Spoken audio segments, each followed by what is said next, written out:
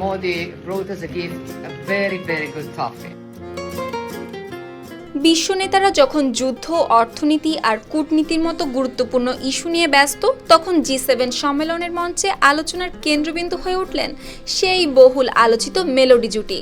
দেখা হতেই দুজনে হাত মেলালেন হাসি মুখে। তারপর ইতালির প্রধানমন্ত্রী জর্জিয়া মেলোনি মজার ছলে করলেন এমন একটি মন্তব্য, তাতে আবারও সামাজিক যোগাযোগ মাধ্যমে শুরু হয়েছে মেলোডি ঝড়। কারণ মেলোনির দাবি তিনি আর ভারতের প্রধানমন্ত্রী নরেন্দ্র সিং মোদি হলেন ইনস্টাগ্রামের সবচেয়ে বিখ্যাত জুটি।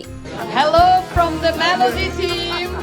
ফ্রান্সের ইভিয়ান লাবায়ে অনুষ্ঠিত জি7 সম্মেলনে অন্যান্য বিশ্ব নেতাদের সঙ্গে গ্রুপ ছবি তোলার ঠিক আগ মুহূর্তেই ধরা পড়ে এই দৃশ্য। সামাজিক যোগাযোগ মাধ্যমে ছড়িয়ে পড়া ভিডিওতে দেখা যায় একে অপরের সঙ্গে হাসি মুখে হাত মেলাচ্ছেন মোদি মেলোনি। সেখানে অডিও পুরোপুরি স্পষ্ট না হলেও দেখা যায় দুই নেতার মধ্যে বেশ মজার আলাপ চলছে। আর তখনই হাসতে হাসতে মেলোনি বলে বসেন, হ্যাঁ, আমরা ইনস্টাগ্রামের সবচেয়ে বিখ্যাত জুটি।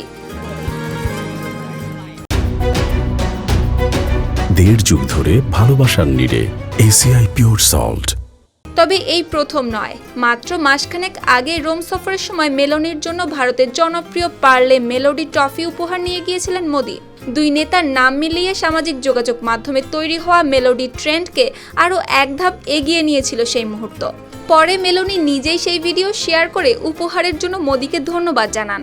আসলে মেলোডি নামের উৎপত্তি 2023 সালে।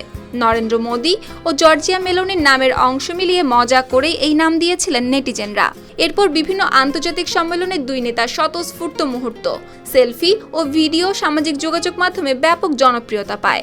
মজার বিষয় হলো, এই ভাইরাল ট্রেন্ডকে নিজেরাও সাদরে গ্রহণ করেছেন দুই নেতা।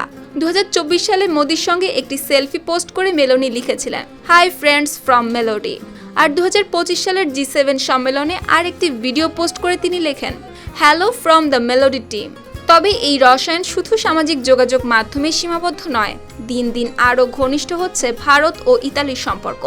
অর্থনৈতিক করিডোর, বাণিজ্য ও কৌশলগত নানা বিষয়ে একসঙ্গে কাজ করছে দুই দেশ।